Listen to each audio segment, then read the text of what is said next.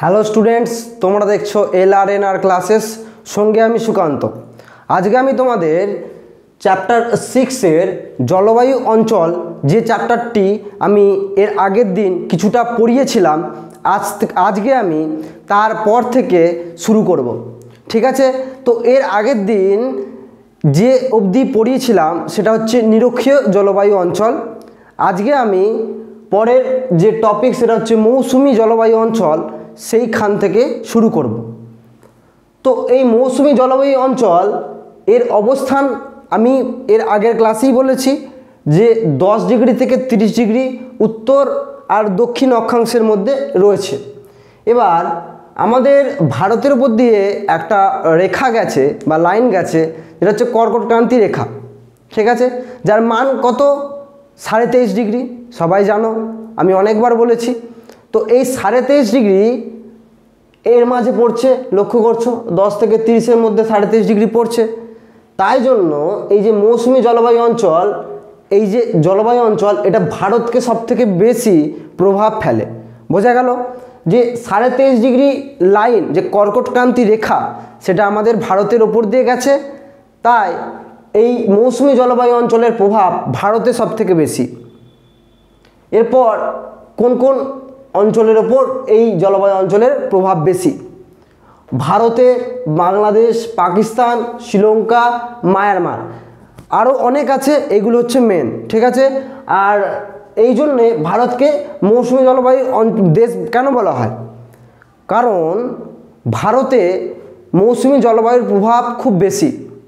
মৌসুমি জলবায়ুকে কেন্দ্র করে ভারতে চাষাবাদ হয়। ঠিক আছে?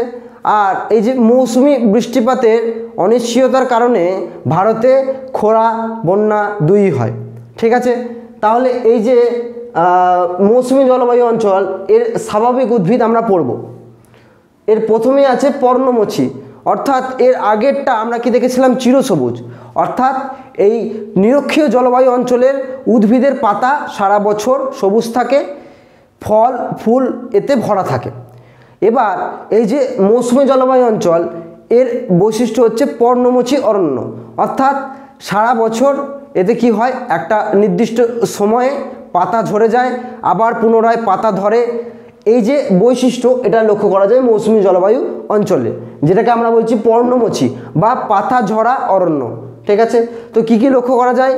মেহগনি, শিশু, শাল, সেগুন, আম, কাঁঠাল, জাম, এই সমস্ত উদ্ভিদ, অর্থাৎ যাদের একটা নির্দিষ্ট সময়ে পাতা ঝরে যায়, সেই সমস্ত উদ্ভিদই হলো এই মৌসুমি জলবায়ু অঞ্চলের উদ্ভিদ। এছাড়াও সুন্দরবন যে অংশ রয়েছে ভারতের, সেই সুন্দরবন অংশে সুন্দরী, গরান, গেওয়া, হেতাল, এই সমস্ত উদ্ভিদও এই মৌসুমি জলবায়ু অঞ্চলের মধ্যে পড়ে। এরপর দেখো বন্যপ্রাণ। কী কী বন্যপ্রাণী দেখা যায়? অর্থাৎ ভারতে যে সমস্ত বন্যপ্রাণী মেজরিটি দেখা যায়, সে সমস্ত বন্যপ্রাণীর উদাহরণ এখানে চলে যায়। যেমন হাতি, গন্ডার, চিতাবাঘ, শিয়াল, নেগড়ে, হায়না, সাপ, কুমির, এই সমস্ত বন্যপ্রাণী। এবার এর যে সবথেকে গুরুত্বপূর্ণ অংশ হলো এইটা, অর্থাৎ এই জলবায়ুর বৈশিষ্ট্য কী? তো 4টে ঋতু লক্ষ্য করা যায় মৌসুমি জলবায়ু অঞ্চলে। 4খানা ঋতু লক্ষ্য করা যায়। 4খানা ঋতুর মধ্যে প্রথমে হচ্ছে গ্রীষ্মকাল। গ্রীষ্মকালের স্থায়িত্ব মার্চ থেকে মে। তো এর বৈশিষ্ট্য কী কী আসবো? প্রথমে আসি গড় তাপমাত্রা। এর গড় তাপমাত্রা হচ্ছে 30 ডিগ্রি সেলসিয়াস। তো এই গ্রীষ্মকালে যেহেতু টেম্পারেচার অনেক বেশি থাকে, তাই এই সময়ে স্থলভাগে নিম্নচাপ সৃষ্টি হয়।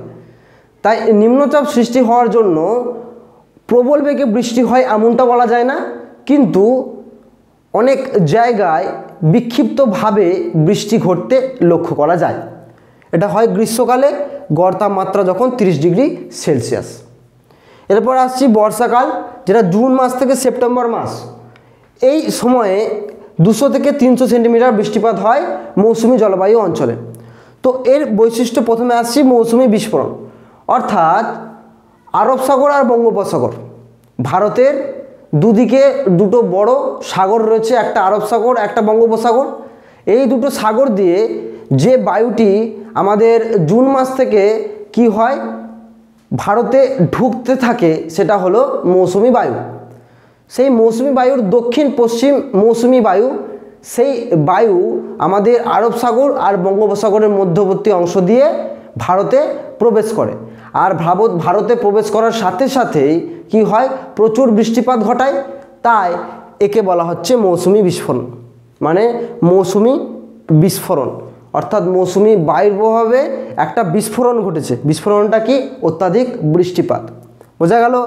তো এই বর্ষাকালে কি বললাম, যে মৌসুমি বায়ুর দক্ষিণ পশ্চিম শাখা এটা আরব সাগর আর বঙ্গোপসাগর দিয়ে ভারতে প্রবেশ করে। ঠিক আছে, তো কোন জায়গাটা প্রথম এর এফেক্টে পড়ে, সেটা হচ্ছে কেরালা। ঠিক আছে, আর কোন অংশ, পশ্চিমঘাট, পূর্বঘাট। আর আমাদের যে সমস্ত অংশে যে মৌসিনরামের একটা অংশ আছে, যেখানে ভারতে সবথেকে বেশি বৃষ্টিপাত ঘটায় দক্ষিণ পশ্চিম মৌসুমি বায়ু। বোঝা গেল? দক্ষিণ পশ্চিম মৌসুমি বায়ু ভারতের সবথেকে বেশি বৃষ্টিপাত ঘটায় মৌসিনরামে, যেটা হচ্ছে মেঘালয়ে অবস্থিত। ক্লিয়ার? শরৎকাল সেপ্টেম্বর থেকে অক্টোবর, এর স্থায়িত্ব 2 মাস। তো এইখানে কি হয়, এই সময়ে যে মৌসুমি বায়ু দক্ষিণ পশ্চিম শাখা আরব সাগর আর বঙ্গোপসাগর দিয়ে ভারতে প্রবেশ করেছিল, সেটা এই শরৎকালে কি হবে, বাড়ি ফিরে যাবে। অর্থাৎ আমরা যখন মামার বাড়ি যাই বা কোনো একটা আত্মীয়ের বাড়িতে যাই, তখন আমরা কি সারা বছর সেখানে থাকি না? তাহলে আমরা 20 দিন বা 25 দিন যদি ম্যাক্সিমাম থাকি, তারপরে কি হবে, আমাদের বাড়িতে ফিরি। সেম প্রসেসে মৌসুমি বায়ু যখন বর্ষাকালে দক্ষিণ পশ্চিম শাখা নিয়ে আরব সাগর আর বঙ্গোপসাগর দিয়ে ঢুকছিল, শরৎকালে তার এই শাখাটি কি হয়, বাড়ি ফিরে যায়। আর এই সময় একটা ঝড় দেখা যায়, যেটা হচ্ছে আশ্বিনের ঝড়। ঠিক আছে, এই সময় সবথেকে ভালো লক্ষ্য করা যায় কি না, আবহাওয়াটা। অর্থাৎ যেহেতু মৌসুমি বায়ু বাড়ি ফিরে গেছে, তখন আবহাওয়াটা হয়ে যায় নর্মাল। আর এই সময় খুব সুন্দর এক মনোরম পরিবেশ লক্ষ্য করা যায়। শীতকাল, যেটা নভেম্বর থেকে জানুয়ারি মাস পর্যন্ত বিস্তৃত, এর গড় তাপমাত্রা কত, 25 ডিগ্রি সেলসিয়াস। আর এখানে কি কি লক্ষ্য করা যায়, পশ্চিমী ঝঞ্ঝা এর একটা বৈশিষ্ট্য। কিন্তু তার আগে আসি যে দক্ষিণ পশ্চিম যে মৌসুমি বায়ুর শাখা বর্ষাকালে আরব সাগর আর বঙ্গোপসাগর দিয়ে ঢুকেছিল, এরপরে আমরা লক্ষ্য করব যে শীতকালেও মৌসুমি বায়ুর একটা শাখা ঢোকে, এটা হচ্ছে উত্তর পূর্ব মৌসুমি বায়ু। কিন্তু সেই বায়ুর প্রভাবে ভারত তথা এই সমস্ত অঞ্চলে সেরকমভাবে প্রভাব পড়ে না। ভারতের কিছু কিছু অংশে এর প্রভাব পড়ে, যেমন তামিলনাড়ুর করমণ্ডল উপকূলে। তামিলনাড়ুর করমণ্ডল উপকূলে এই উত্তর পূর্ব মৌসুমি বায়ুর প্রভাব খাটে। তাই বলা হয় যে ভারতে কোন জায়গায় বছরে 2 বার বৃষ্টিপাত হয়, একবার হয় দক্ষিণ পশ্চিম মৌসুমি বায়ুর প্রভাবে, আর একবার হয় শীতকালে উত্তর পূর্ব মৌসুমি বায়ুর প্রভাবে। এটা হয় তামিলনাড়ুর করমণ্ডল উপকূলে। আর এখানে তোমাদের একটা প্রশ্ন পড়লাম যে ভারতবর্ষে সবথেকে বেশি বৃষ্টিপাত কোথায় হয়, এটা হয় মেঘালয়ের মৌসিনরামে। যেহেতু এই দক্ষিণ পশ্চিম মৌসুমি বায়ু কেরালা, পশ্চিমঘাট, পূর্বঘাট আর মেঘালয়, মণিপুর এই সমস্ত অঞ্চলের মধ্যে দিয়ে ঢুকতে যায়, তাই জন্য মেঘালয়ের মৌসিনরামে সবথেকে বেশি বৃষ্টিপাত ঘটায়।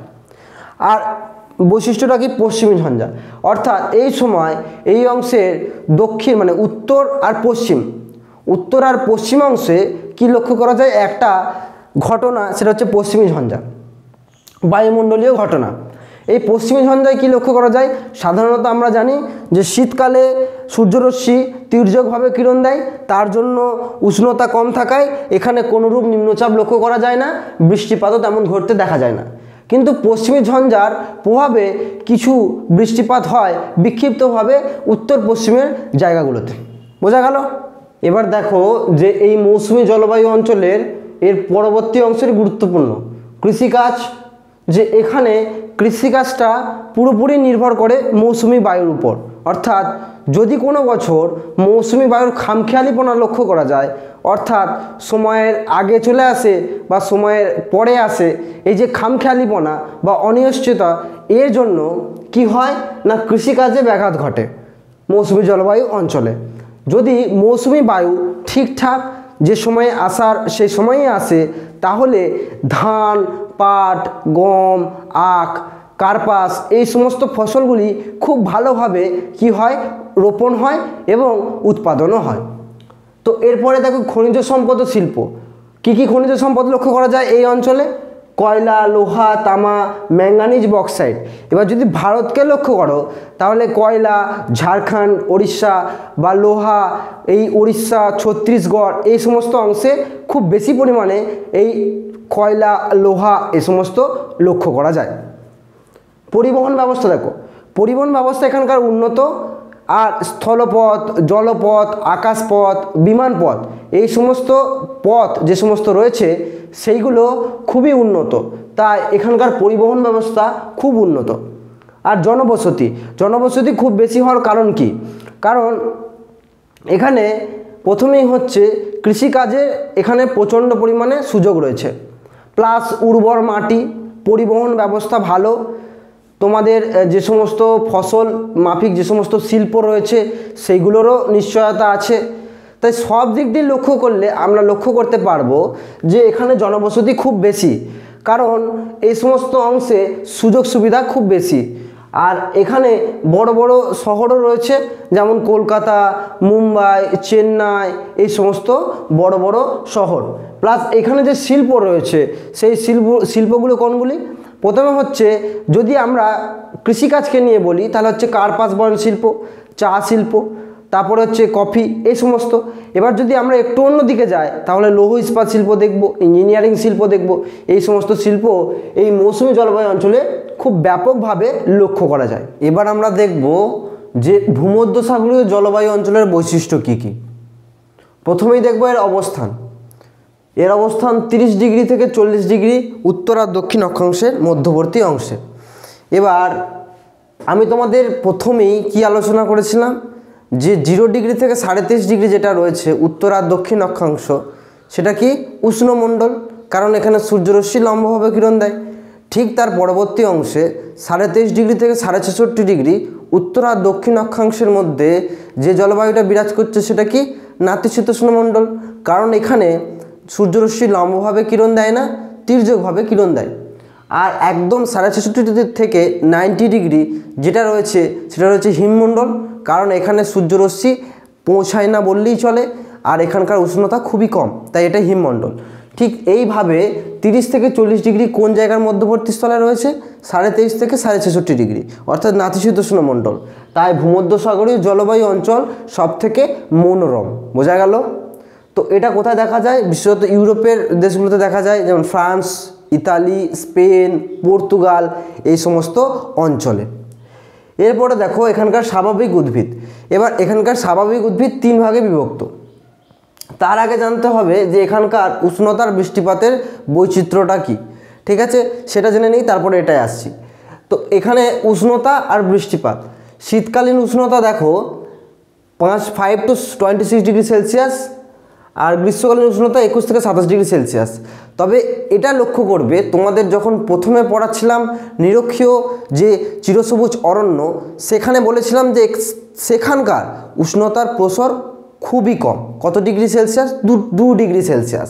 কিন্তু সবথেকে বেশি উষ্ণতার প্রসার বললে কোন জলবায়ু অঞ্চল? ভূমধ্যসাগরীয় জলবায়ু অঞ্চল, কারণ এখানকার উষ্ণতার প্রসার হচ্ছে 17 ডিগ্রি সেলসিয়াস। কারণ 21 থেকে 5 বিয়োগ করলে কত আসছে? 17। অর্থাৎ গ্রীষ্মকালীন ম্যাক্সিমাম উষ্ণতা যদি 27 ধরি আর শীতকালীন যদি 5 ধরি, তাহলে এটাকে বিয়োগ করলে উষ্ণতার প্রসার পাচ্ছি 17 ডিগ্রি সেলসিয়াস। এরপর বৃষ্টিপাতে এখানে একটুখানি তুলনামূলক গুরুত্বভাবে আলোচনা করতে হবে এটাই যে গ্রীষ্মকালে এখানে বৃষ্টিপাত হয় না। আমরা কি জানি যে গ্রীষ্মকালে সূর্যরশ্মি কিরণ খুব বেশি হয়, আর তাই এই উষ্ণতা আর বৃষ্টিপাত গ্রীষ্মকালে দেখা যায়। কিন্তু এখানে তার উল্টো একটা অবস্থান লক্ষ্য করা যাচ্ছে, অর্থাৎ গ্রীষ্মকালে এখানে তেমনভাবে বৃষ্টিপাত হয় না, শীতকালে ভালো বৃষ্টিপাত হয়। আর যে বৃষ্টিপাতটা হয় সেই বৃষ্টিপাতটা গড় কত? 25 থেকে 150 সেন্টিমিটার। এবার তোমরা বলবে কেন গ্রীষ্মকালে বৃষ্টিপাত হয় না আর কেন শীতকালে বৃষ্টিপাত হয়? তো এই গ্রীষ্মকালে যেহেতু এখানে তির্যকভাবে সূর্যরশ্মি কিরণ দেয়, তাই এই অংশটা গ্রীষ্মকালে উচ্চচাপ বলয়ে অবস্থান করে। নিম্নচাপ কখন হয়? যখন কোনো একটা অংশ অত্যাধিক উষ্ণতা প্রবল হয়ে থাকে, আর এই উষ্ণতা প্রবল হওয়ার পরে নিম্নচাপ হয়। কিন্তু এইখানে যেহেতু সূর্যরশ্মি তির্যকভাবে কিরণ দিচ্ছে, তাই এই পজিশনটা কেমন? এই পজিশনটা হচ্ছে উচ্চচাপ বলয়। তাই গ্রীষ্মকালে বৃষ্টিপাত না হওয়ার কারণ কি, এই সময়ে এখানে উচ্চচাপ বলয় অবস্থান করছে। তাহলে শীতকালে কেন বৃষ্টিপাত হয়? কারণ শীতকালে এই উচ্চচাপ বলয়টা সরে যায়, তারপর একটা জলীয় বাষ্পপূর্ণ পশ্চিমা বায়ু কি হয়, সেই জায়গাটাকে কভার করে ফেলে, তাই শীতকালে বৃষ্টিপাত হয়। বোঝা গেল যে গ্রীষ্মকালে কেন হয় না আর শীতকালে কেন হয়। তো এরপর আমি ওই জায়গা থেকে এই জায়গায় আসি স্বাভাবিক উদ্ভিদে। তো এখানে স্বাভাবিক উদ্ভিদটা কেমন? স্বাভাবিক উদ্ভিদ হচ্ছে, আমরা দেখতে পেলাম গ্রীষ্মকালে বৃষ্টিপাত হচ্ছে না আর শীতকালে বৃষ্টিপাত হচ্ছে। এই যে বৈচিত্র্য, এই বৈচিত্র্যের জন্য এখানে 3 প্রকার উদ্ভিদ দেখা যায়। একটা সরলবর্গীয় উদ্ভিদ, একটা চিরসবুজ, একটা গুল্ম। চিরসবুজ মানে তোমরা আগেই জেনেছো, তো যেখানে কি না সারা বছর তার পাতা সবুজ থাকে, ফুল ফল ধরে। তো এই সরলবর্গীয় উদ্ভিদের মধ্যে পড়ছে পাইন ফার, চিরসবুজ উদ্ভিদের মধ্যে পড়ছে ওক আর রোজউড, আর গুল্ম উদ্ভিদের মধ্যে পড়ছে ম্যাপল আর লরেন্স। এই সমস্ত উদ্ভিদ কোথায় লক্ষ্য করা যায়? এই সমস্ত উদ্ভিদ লক্ষ্য করা যায় ভূমধ্যসাগরীয় জলবায়ু অঞ্চলে। এবার গ্রীষ্মকালে কি হয়?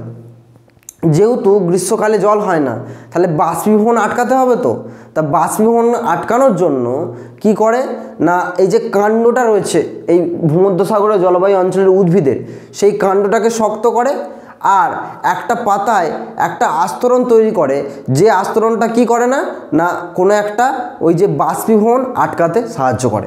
তাহলে বোঝা গেল যে গ্রীষ্মকালে এরা কীভাবে নিজেদেরকে বাঁচিয়ে রাখে।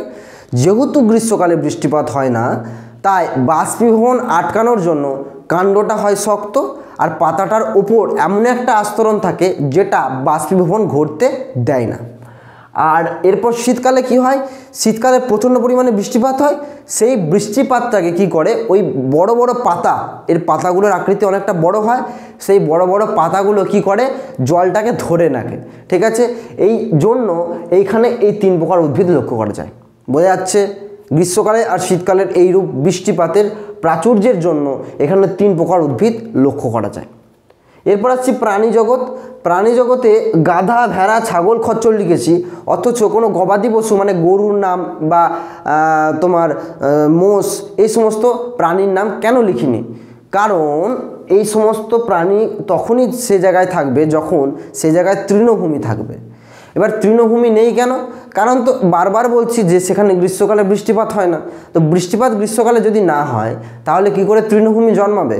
তাই তৃণভূমি নেই বলে সেখানে কোনো গবাদি পশুর নামও নেই, অর্থাৎ গরু, মোষ এই সমস্ত পশুর নাম নেই। আছে গাধা, ভেড়া, ছাগল, খচ্চর এই সমস্ত প্রাণী। আচ্ছা এবার দেখো এখানকার কৃষিকাজটা কেমন। যেহেতু এখানে মাঝারি বৃষ্টিপাত হয়, তাই এখানে ধানটা হয় না বললেই চলে। তো যেহেতু এখানে মাঝারি বৃষ্টিপাত হয়, তাই এখানকার প্রধান ফসল হলো গম। এছাড়াও রয়েছে তুলা, ভুট্টা, আখ এই সমস্ত ফসল রয়েছে। কিন্তু যদি বলে কোন ফসলটা এখানে সবথেকে বেশি পরিমাণে হয়, গম। কারণ গমের জন্য কি দরকার? মাঝারি বৃষ্টিপাত দরকার, আর তার সাথে মনোরম ঝলমলে আবহাওয়া। সেটা কোথায় লক্ষ্য করা যায়? ভূমধ্যসাগরীয় জলবায়ু অঞ্চলে।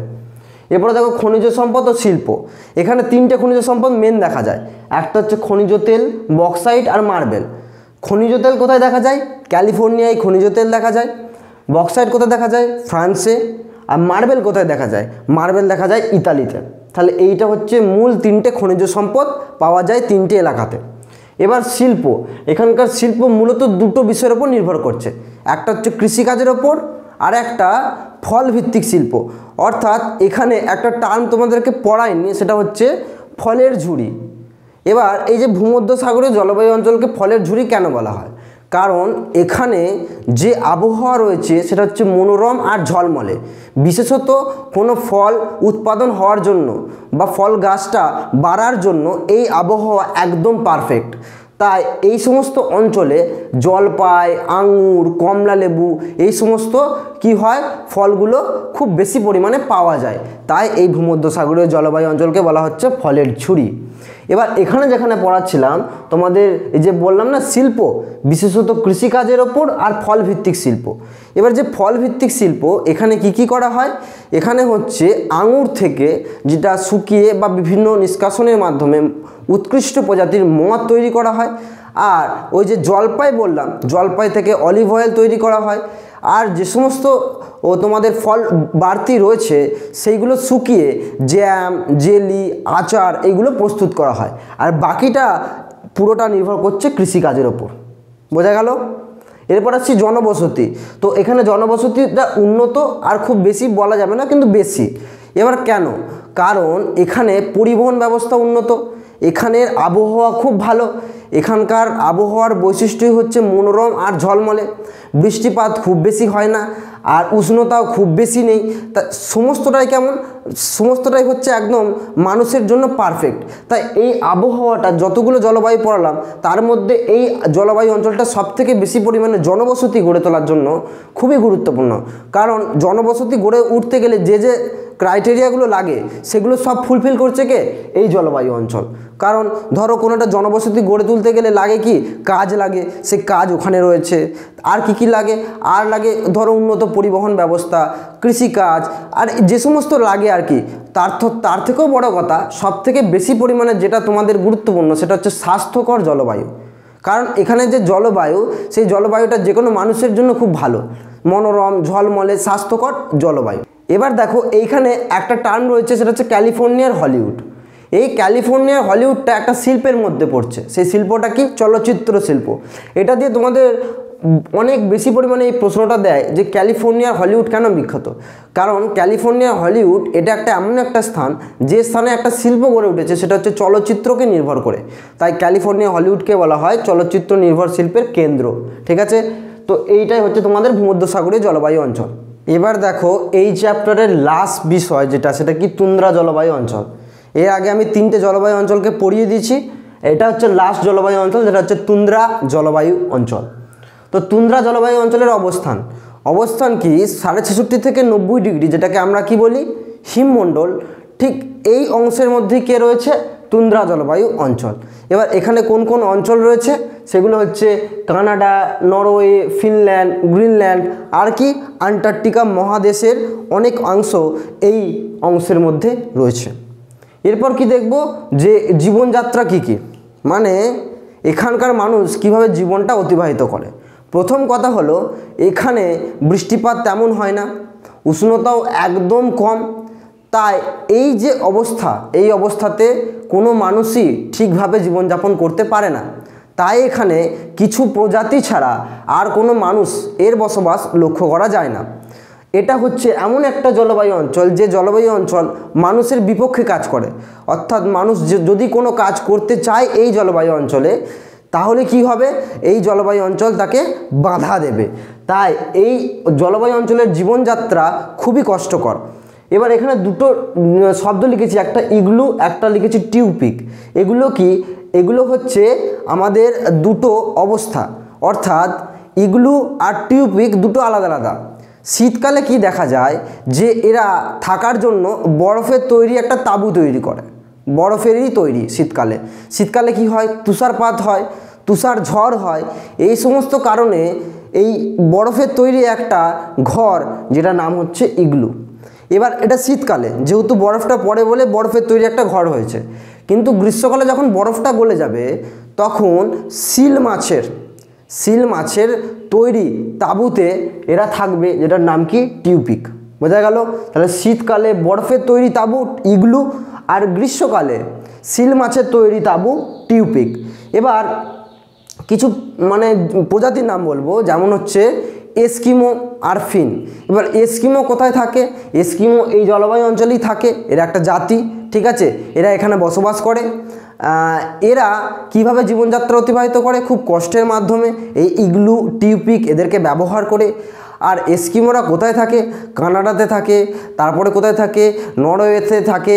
এই সমস্ত জায়গায় থাকে এস্কিমোরা। আর ফিনল্যান্ডে থাকে ফিন জাতির মানুষ। বোঝা গেল? তো এটা হলো জীবনযাত্রা।